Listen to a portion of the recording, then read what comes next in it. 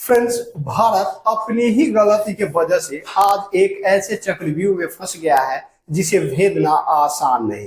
भारत समय के ऐसे दोराहे पे आके फंसा है जहां से भारत के लिए दो रास्ता निकलते तो जरूर है, लेकिन दोनों रास्ते भारत के खिलाफ है। दोनों रास्ता में से किसी एक रास्ता को भी भारत इतना आसानी से चूज नहीं कर सकता, क्योंकि एक तरफ जाता है भारत तो अमेरिका नाराज होता है, दूसरी तरफ अगर अमेरिका की तरफ भारत जाता है तो रूस नाराज होता है। जहां एक तरफ रूस चाइना के साथ भारत का इंतजार कर रहा है, वही दूसरी तरफ अमेरिका पूरे यूरोपियन कंट्री के साथ भारत को अपने पाले में लेना चाहता है। डिसीजन भारत को लेना है कि भारत को करना क्या है। रूस के साथ जाना है जहां रूस के साथ पहले से चाइना खड़ा है, या फिर अमेरिका के साथ जाना है। ये वही अमेरिका है जो अभी हाल ही में पाकिस्तान और भारत के बीच जो आतंकी हमले के चलते कन्फ्लिक्ट हुआ था, उसमें अमेरिका किस तरह से भारत से नाराज हो गया था, तो वो भी भारत देख सकता है। तो भारत के सामने दो रास्ते तो हैं, लेकिन दोनों रास्ते भारत के फायदे के लिए नहीं है, बल्कि दोनों रास्ता भारत को शोषण ही कर सकता है, भारत को बर्बादी की ओर ही ले जा सकता है। फिर भारत करे तो क्या करे, आज के इस वीडियो में इस कंप्लीट जानकारी को साझा करेंगे। इससे पहले एक छोटा सा हम्बल रिक्वेस्ट है, चैनल पे पहली बार आए हैं तो चैनल को सब्सक्राइब करके बेल आइकन को जरूर प्रेस कर देना, ताकि इसी तरह के आने वाले नए वीडियो का नोटिफिकेशन आपको सबसे पहले मिल जाए। फ्रेंड्स, अभी हाल ही में रूसी विदेश मंत्री सर्गेई लावरोव ने एक बयान जारी किया था, जिस बयान में उन्होंने RIC को पुनः जीवित करने की बात कही है। ये RIC है क्या, इसका क्या मतलब होता है? RIC का मतलब ही होता है रूस, इंडिया, चाइना। ये तिकड़ी एक साथ मिल जाए तो पूरे दुनिया को हिला सकता है। इसकी शुरुआत रूसी पूर्व प्रधानमंत्री के द्वारा 90 के दशक में किया गया था। तब से लेकर आज तक बकायदा 20 या उससे ज्यादा अलग अलग लेवल की मीटिंग्स भी हो चुकी है। इसमें मुख्यतः रूस, इंडिया, चाइना है, जिसका उद्देश्य था अमेरिका समेत यूरोपियन कंट्री को कंट्रोल करना, उसे बैलेंस करना। जिस तरह से अमेरिका द्वितीय विश्व युद्ध के बाद शीतकालीन युद्ध के दरमियान यूरोप कंट्री को अपने पाले में करने के लिए नाटो जैसे ऑर्गेनाइजेशन को जन्म दिया, और उस नाटो ऑर्गेनाइजेशन के जरिए अमेरिका, यूरोप हमेशा एक साथ रहता है रूस के खिलाफ। उसी तरह से रूस ने भी 90 के दशक में एक छोटा सा प्रयास किया था, जिस प्रयास के तहत रूस, इंडिया, चाइना को एक दूसरे के सहयोग के लिए RIC बनाया गया था। लेकिन ये RIC तब फेल हो गया जब 2020 आया। 2020 में चाइना के द्वारा भारत के ऊपर जो गलवान इंसिडेंट हुआ था, है ना, उस वक्त से भारतीय प्रधानमंत्री नरेंद्र मोदी साहब गुस्से हो गए, और तब से RIC नामक संस्था ठंडे बस्ते में चला गया। भारत मुड़ के दोबारा उसके तरफ देखा नहीं। लेकिन समय रहते रहते बार बार रूस को इस RIC का ध्यान आ जाता है। जब भी अमेरिका के द्वारा कुछ गलत दुनिया के अंदर किया जाता है, या यूरोप के कंट्री के द्वारा, तो रूस को इसकी याद आ जाती है। और इसको पुनः जीवित करने के लिए अभी जो प्रयास रूसी विदेश मंत्री सर्गेई लावरोव के द्वारा किया गया है, इससे पहले पिछले साल 2024 में जब रूस के अंदर कजाकिस्तान में ब्रिक्स शिखर सम्मेलन हुआ था, उसमें भी प्रयास किया गया था। और इसलिए उस ब्रिक्स शिखर सम्मेलन में रूसी राष्ट्रपति व्लादिमीर पुतिन के द्वारा शी जिनपिंग और भारतीय प्रधानमंत्री नरेंद्र मोदी का एक अनौपचारिक मीटिंग कराया गया था। तब से भारत और चाइना के बीच सब कुछ समान था। लेकिन जैसी भारत और पाकिस्तान के बीच हाल ही में जो कन्फ्लिक्ट हुआ, उसमें चाइना पूरी तरह से भारत के खिलाफ पाकिस्तान का समर्थन किया, जिससे एक बार फिर से रूस के द्वारा ये कहना कि RIC को पुनः जीवित करते हैं, उससे भारत का विश्वास खत्म हो गया। वही दूसरी तरफ अमेरिका, जो भारत को अपने पाले में मिलाना चाहता है, उसका भी रवैया भारत के प्रति कुछ ठीक नहीं है। उसके बारे में हम जाने तो जब से देश आजाद हुआ तब से लेकर आज तक अमेरिका भारत के खिलाफ पाकिस्तान को तैयार करने में लगा है। पाकिस्तान को सिर्फ तैयार ही नहीं करता है, बल्कि वहां पे बाकायदा आतंकियों के भरण पोषण के लिए फंडिंग करता है और ये आतंकवादी पाकिस्तान के द्वारा भारत के अंदर इस्तेमाल किए जाते हैं। तो इससे स्पष्ट हो जाता है कि अमेरिका एक आतंकी कंट्री है, भारत के खिलाफ है, जहां एक तरफ अमेरिका भारतीय प्रधानमंत्री नरेंद्र मोदी साहब का दोस्त बताने का मतलब दावा करते हैं कि हम ये मोदी का दोस्त है, वही दूसरी तरफ वो भारत के खिलाफ पाकिस्तान में जो मन वो करते रहता है। तो अमेरिका पे भरोसा करना भारत के लिए काफी ज्यादा मुश्किल हो जाता है।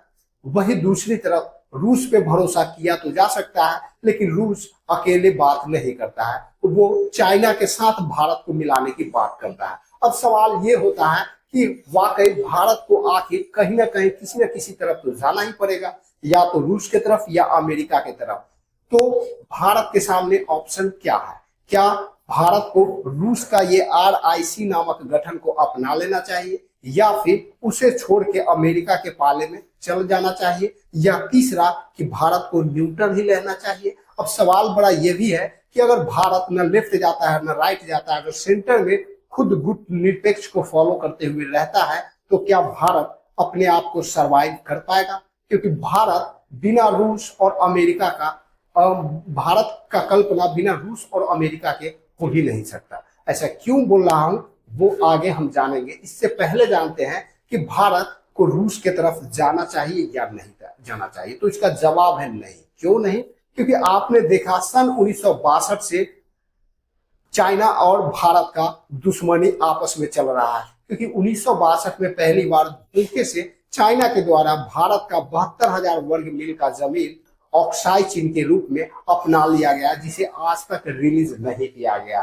एक बात। दूसरी बात, पाकिस्तानी आतंकवादियों के खिलाफ जब जब भारत विश्व पटल पे आवाज उठाता है, वहां पे चाइना वीटो कर देता है, यानी कि खुल्लम खुल्ला आतंकवादी को सपोर्ट करता है चाइना। वही अभी हाल ही में भारत पाकिस्तान के बीच जो आतंकी हमले के चलते हुए कन्फ्लिक्ट, उसमें पूरी तरह से चाइना खुलेआम भारत के खिलाफ पाकिस्तान का समर्थन ही नहीं किया, बल्कि गोला बारूद हथियार ही भी सप्लाई किया। हालांकि ये बात अलग जरूर है, क्योंकि उनके द्वारा सप्लाई किया गया हथियार भारत पे असर नहीं कर पाया, लेकिन देखने वाली बात यह है कि वो खुलेआम सपोर्ट किया, है ना। ऐसे में सवाल आता है कि रूस के साथ जाना भारत के लिए खतरे से खाली नहीं है, यानी कि भारत खुद का लात कुल्हाड़ी पे मार ले, ऐसा माना जाता है। अब अमेरिका की बात कर ले तो देखिए, अमेरिका तब तक सही है जब तक आप अमेरिका के हाँ में हाँ मिलाते हो। जैसे आप अपने जरूरतों को देखने लगते हो और अपने जरूरतों के आधार पे कोई नया काम को अंजाम देने के लिए निकलते हो, वैसे ही अमेरिका नाराज हो जाता है। उसका एग्जाम्पल अभी देख लो। भारत पाकिस्तान में जब ये कन्फ्लिक्ट हुआ तो उसके क्रेडिट के लिए अमेरिकी राष्ट्रपति डोनाल्ड ट्रंप नाराज हो गए। उनका क्या मानना ये था कि मुझे क्रेडिट मिलना चाहिए था, इन दोनों देश के बीच जो टेम्पररी युद्ध विराम हुआ उसका क्रेडिट मुझे मिलना चाहिए। अच्छा, दुनिया को झांसे में रखने के लिए ये मुद्दा उठाया गया। हकीकत में तो इसके पीछे की कहानी कुछ और है। अमेरिकी राष्ट्रपति डोनाल्ड ट्रंप जो भारत से नाराज हुए हैं, जिसके पीछे का कारण बताया जाता है कि अमेरिकी राष्ट्रपति डोनाल्ड ट्रंप का मानना था कि हमने भारत और पाकिस्तान के बीच युद्ध विराम कराया है, लेकिन इसका प्रतिक्रिया देते हुए भारत ने साफ कर दिया कि भारत पाकिस्तान आपसी सहमति से युद्ध विराम के लिए तैयार हुए हैं, इसमें तीसरे देश का कोई काम नहीं है। और इस तरह से डोनाल्ड ट्रंप को फिर अपने बातों से पलटते हुए ये साफ करना पड़ा कि चलो ये दोनों देश अब आपसी सहमति से ही सीज फायर के लिए तैयार हुए हैं, और इससे बाद में नाराज हो जाते हैं डोनाल्ड ट्रंप। अपने नाराजगी में डोनाल्ड ट्रंप भारत से भेजा हुआ आम को वापस कर देते हैं। जहां दूसरी तरफ भारत के अंदर आईफोन बनाने वाली कंपनी एप्पल लग रही थी, उसके मालिक को ट्रंप के द्वारा धमका दिया जाता है। इतना ही नहीं, भारत के द्वारा अमेरिका लोहा, स्टील और इससे बने गुड्स को जो भेजा जाता है उस पे भी 25% टैरिफ या 50% टैरिफ लगाने की बात कर रहा है अमेरिका। तो ऐसा अमेरिका पे कौन भरोसा करेगा। अच्छा, ये सब तो चल ही रहा था, सबको लग रहा था कि क्रेडिट के चलते अमेरिकी राष्ट्रपति डोनाल्ड ट्रंप भारत से नाराज चल रहे हैं, लेकिन ऐसा नहीं है। अमेरिकी राष्ट्रपति डोनाल्ड ट्रंप क्रेडिट लेने के लिए नाराज नहीं है, बल्कि भारत के द्वारा पाकिस्तान के अंदर घुस के किया गया जबरदस्त हमले, जिसमें मतलब सैकड़ों आतंकवादी मार दिए गए। इस सैकड़ों आतंकवादी पे अमेरिका और चाइना जैसे देश का अरबों खरबों डॉलर इन्वेस्ट किया गया था, उसे तैयार करने में, उसे खिलाने पिलाने में। वो सब बेरत चला गया, वो सब बेकार चला गया। नाराजगी डोनाल्ड ट्रंप का इस बात से है, लेकिन हमारे देश की स्ट्रीम मीडिया सही वास्तविकता को बताती नहीं है, बस उनको क्रेडिट नहीं मिला इसलिए नाराज हो गए। अच्छा चलो, क्रेडिट के लिए ही नाराज हो गए, तो भारत उसके इस नाराजगी को कब तक झेलेगा? कब तक? सवाल ये भी बहुत बड़ा। क्यों नहीं भारत अपना कुछ ऐसा बना लेता है जिससे अमेरिका नाराज हुए तो हुए, अमेरिका जहन्नुम में जाए, भारत को कोई लेना देना नहीं। लेकिन आज जिस चक्रव्यूह में भारत फंसा हुआ है, क्या उससे अमेरिका नाराज हो जाए और भारत का काम चलते रहे? ऐसा हो सकता है? बिल्कुल ऐसा नहीं हो सकता है। एक बार अमेरिका भारत से नाराज होता है तो भारत बर्बाद तक हो सकता है ना। तो जहां एक तरफ मैंने बताया कि अमेरिका का भारत के प्रति क्या रवैया है, वही दूसरी तरफ चीन का भारत के प्रति क्या रवैया है। ऐसे में भारत पूरी तरह से कंफ्यूज है और पूरी तरह से डिसीजन लेने में असमर्थ है कि भारत रूस के आरआईसी को अपना या फिर अमेरिका के पाले में जाए। ये दोनों डिसीजन लेना भारत के लिए आसान नहीं है, ये बहुत मुश्किल है। अब सवाल बड़ा पैदा लेता है कि भारत अब करे तो क्या करे, इसका सॉल्यूशन क्या है ना। रूस पे हम भरोसा कर सकते हैं, लेकिन रूस अकेले आने की बात नहीं करती है। रूस जब भी बात करता है तो चाइना समेत बात करता है, और चाइना पे हम भरोसा नहीं कर सकते। चाइना के साथ और रूस के साथ हम तभी एक ही शर्त पे जा सकते हैं जब चाइना 1962 में जो ऑक्युपाइड किया है हमारे लद्दाख का 72,000 वर्ग मील का जमीन, जिसमें हमारा महादेव का जन्म स्थल है ना, उसे वापस करना पड़ेगा। साथ ही गलवान और अरुणाचल प्रदेश का मुद्दा हमेशा के लिए भूलना पड़ेगा चाइना को, और चाइना ऐसा नहीं कर सकता। साथ ही पाकिस्तान के अंदर हथियार का सप्लाई करना या आतंकवादियों के ऊपर खर्चा करना, ये सब चाइना को बंद करना पड़ेगा। और ये बात रूस चाइना को कहेगा और चाइना मान लेगा, इस पे भरोसा भी नहीं होता। तो पूरी तरह से ये आरआईसी फेल नजर आता है, जिसमें भारत के हित, भारत के क्षेत्रीय सुरक्षा, संप्रभुता, अखंडता का ध्यान नहीं दिया जाए, उस संगठन में भारत का कोई काम नहीं। सीधी सी बात। अमेरिका वैसे भी बदनाम है। अमेरिका मतलब कभी भी भारत को पसंद नहीं किया, हमेशा भारत के खिलाफ पाकिस्तान को सपोर्ट किया। उस पाकिस्तान को सपोर्ट किया है जो सारा दिन सारा समय चाइना का रखेल बन के रहता है। चाइना को अमेरिका अपना दुश्मन मानता है, और उस दुश्मन के रखेल को भी उस वक्त हेल्प कर देता है अमेरिका, जब वो रखेल भारत के खिलाफ आता है। तो ये कैसा दोहरा रवैया अमेरिका का है। तो अमेरिका के साथ भारत जा नहीं सकता, चाइना के साथ जा नहीं सकता, तो भारत को अकेले रहने की जरूरत है। और भारत अकेले रह के सरवाइव कर ले, इसके लिए जरूरत है भारत को अपने आंतरिक सिस्टम को बदलने की। भारत के अंदर जो लोकतांत्रिक व्यवस्था है वो एक व्यवस्थित व्यवस्था नहीं है, बल्कि एक लूट व्यवस्था है। ये वाहियात व्यवस्था है, जहां भारत अपने ही आंतरिक मुद्दों से उलझा रहता है। ऐसे में विदेशी ताकतें भारत के ऊपर हावी हो जाती है। जब देश का विपक्ष इतना खतरनाक हो, देश का आंतरिक लोकतांत्रिक व्यवस्था इतना वाहियात हो, ऐसे वाहियात व्यवस्था में विदेशी ताकतों को सुराग मिल जाता है भारत को कमजोर करने का, भारत के आंतरिक अस्थिरता को बढ़ाने का, अशांति को बढ़ाने का। तो सबसे पहले काम कि भारत को सिस्टम बदलना पड़ेगा।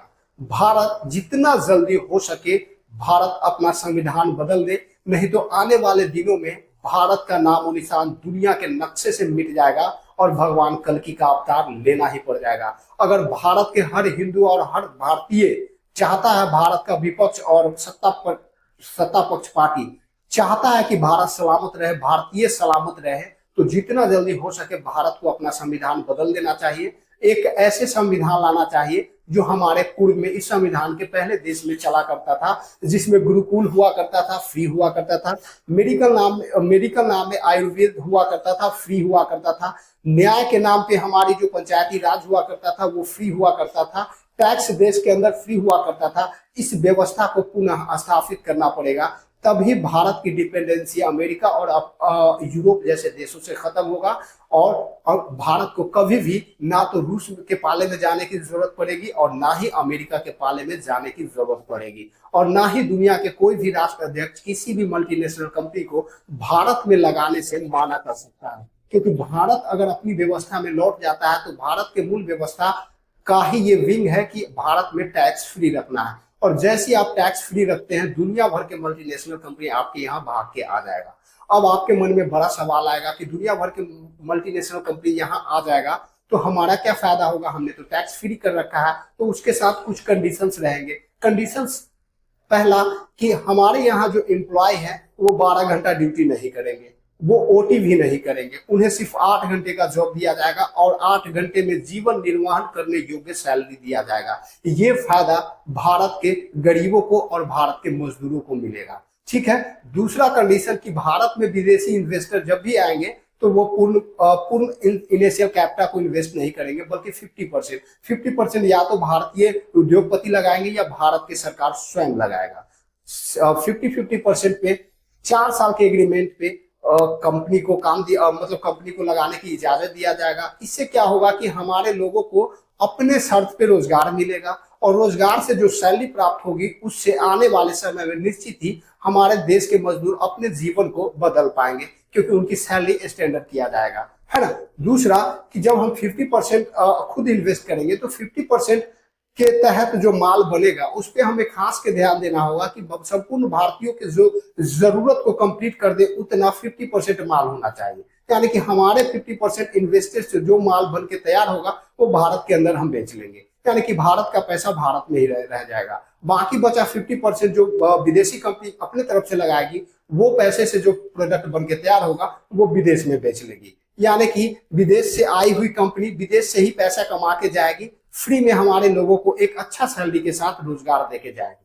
सरकार को ना टैक्स लेना है और ना ही सरकार को कुछ करना है। तो इस तरह से हमारा स्वदेशी प्रोडक्ट, हमारा पैसा देश में ही रह जाएगा और हमारे लोगों को एक अच्छी रोजगार मिल जाएगा एक अच्छे सैलरी के साथ। यही एकमात्र तरीका है भारत को आगे सरवाइव करने की, बिना चाइना, रूस और बिना अमेरिका के। अगर ऐसा नहीं करता है भारत तो निश्चित ही आने वाले समय में भारत बर्बाद हो जाएगा, इसको कोई बचा नहीं पाएगा। भले ही आज दुनिया की चौथी बड़ी इकोनॉमी भारत बन चुका है, लेकिन ये चौथी बड़ी इकोनॉमी का जो बुनियाद है वो समुद्र के रेत पे बना हुआ है जो कभी भी ढह सकता है। ये वही इकोनॉमी है जिसे कभी भी अमेरिका गोल गोल नचा सकता है ना। अगर इस व्यवस्था को आप वापस नहीं लाते हैं और अमेरिका यूरोप के व्यवस्था को आप कॉपी करके रखते हैं तो निश्चित ही भारत का बर्बादी कोई नहीं रोक सकता, क्योंकि आप जिस संविधान को लेकर चल रहे हैं उस संविधान के तहत लोकतांत्रिक व्यवस्था है तो वो तो वाहियात है, और उसमें अमेरिका और यूरोप माहिर है और वो आपसे आगे निकल चुके हैं। इसीलिए आप जैसे छोटे मोटे इकोनॉमी वाले देश को एलपीजी मॉडल में फंसा रखा है। एलपीजी मॉडल में आप इस तरह से जकड़ गए हैं कि बिना व्यवस्था बदले हुए आप वापिस नहीं आ सकते हैं। अगर वो आपको वापिस आना है तो आपको संविधान बदलना होगा। जिस तरह से रूस, चाइना अपने संविधान, अपने देश के, अपने राष्ट्र के राष्ट्रीयता के आधार पे चलता है और वो अमेरिका समेत यूरोप को टक्कर दे पाता है, डायरेक्टली अमेरिका यूरोप के खिलाफ वो बात कर सकता है, आप ऐसा नहीं कर सकते इस व्यवस्था के साथ, क्योंकि ये व्यवस्था दिया हुआ ही यूरोप अमेरिका का है। जिसका व्यवस्था में आप जी रहे हो उसी के खिलाफ आप जाओगे, ऐसा संभव नहीं है। और इसलिए आज तक ना ही आप अमेरिका के खिलाफ टैरिफ मामले पे खुल के कुछ बोल पाए और न ही यूरोप के खिलाफ कभी कुछ बोल पाते हैं। तो ये आपको चिंतन करने की जरूरत है, स्टडी करने की जरूरत है। भारत को वाकई आप मुसीबत से निकालना चाहते हो, भारत को विकास की ओर ले जाना चाहते हो, अमेरिका, यूरोप और चाइना जैसे दुश्मनों से आप भारत को बचाना चाहते हो, तो सबसे पहले यूरोप और अमेरिका जैसे देशों से लिया हुआ संविधान को खत्म करना होगा। अपने मूल व्यवस्था में लौटना पड़ेगा, जिस मूल व्यवस्था में सरकार के हाथ में कुछ नहीं रहेगा। भारत का मेडिकल व्यवस्था भारत के लोगों के हाथ में रहेगा, भारत का गुरुकुल व्यवस्था भारत के लोगों के हाथ में रहेगा, भारत का न्याय व्यवस्था के नाम पे पंचायती राज भारत के हाथों में रहेगा, भारत का टैक्स व्यवस्था पूरी तरह से फेल रहेगा, पूरी तरह से फ्री रहेगा। तो ऐसी व्यवस्था आपको लाना पड़ेगा कि आप कभी युद्ध में भी फंसे हुए हो तो भारत के लोगों की जो बेसिक मूल जरूरत के चीजें हैं वो उनके ही हाथ में रहेगा, वो संभालते रहेंगे। आज आप नाम के लोकतंत्र कहते हो, लेकिन भारत के लोगों के हाथ में कोई तंत्र नहीं है। ये सब बकवास है, लोगों को मूर्ख बनाने की कोशिश की जा रही है। भारत के हाथ में तो कुछ है ही नहीं, जो भी है भारत सरकार के हाथ में है, वो अपने हिसाब से चला रहा है। भारत के लोगों के हाथ में कुछ है तो भारत सरकार भारत संविधान के शर्त पे एक वोट गिरा देना, बस इससे ज्यादा कुछ भी नहीं है। तो जरूरत है आपको संविधान बदलने की। संविधान बदलते हैं तो आने वाले कुछ ही समय में हम बहुत तरक्की कर पाएंगे, बहुत तेजी से आगे बढ़ पाएंगे और हमारी पूरी डिपेंडेंसी अमेरिका यूरोप जैसे देश से खत्म हो जाएगा, चाइना के ऊपर से खत्म हो जाएगा। फिर दुनिया के जिस लोकेशन पे भारत बैठा हुआ है और भारत अपने व्यवस्था में लौट आता है तो चाइना जैसे देश को तो हम यूं ही मुता सकते हैं, है ना। जहां स्टेट्स ऑफ मलक्का के पास हमने एंटी डंपिंग चार्ज लगाया, चाइना का इकोनॉमी ठप, बदले में भारत से सप्लाई होगा सारा सामान, दुनिया के पास कोई दूसरा ऑप्शन बचेगा ही नहीं। तो ऐसे में हम चाइना को बाईपास करके आगे निकल सकते हैं, लेकिन इस व्यवस्था के साथ नहीं जो व्यवस्था कभी आपको ब्रिटिश के द्वारा दिया गया है और उसको बाबा साहब के नाम पे आप धो रहे हो, उसको बदलना पड़ेगा। अपनी मूल व्यवस्था में आओगे फिर चाइना को कंट्रोल कर पाओगे, अमेरिका को कंट्रोल पाओगे और दुनिया में आप विश्व गुरु बन पाओगे, ये गारंटी है। बाकी आप लोग खुद समझदार है, पढ़े लिखे हैं, इस मुद्दे को कैसे देखते हैं, इस पे क्या राय रखते हैं, वीडियो के कमेंट बॉक्स में जरूर बताना। वीडियो अच्छा लगा होगा तो लाइक शेयर करना और इसी तरह के नए अपडेट के लिए चैनल को सब्सक्राइब करके बेल आइकन को जरूर दबा देना। धन्यवाद।